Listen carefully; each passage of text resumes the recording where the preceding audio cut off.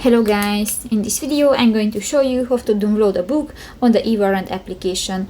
But first of all, I just want to mention, please don't forget to subscribe to our channel, because at 100,000 subscribers we are going to show you all YouTube revenue statistics and growth strategy how to make money online. So let's jump into it. First of all, open the application on your device.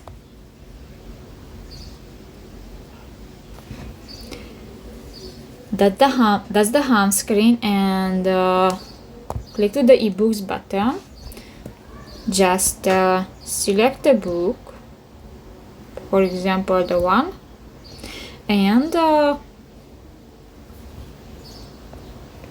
click to the continue button. And here at the right side of the screen, under the read now, you can find three options: the download, the save, and add to list.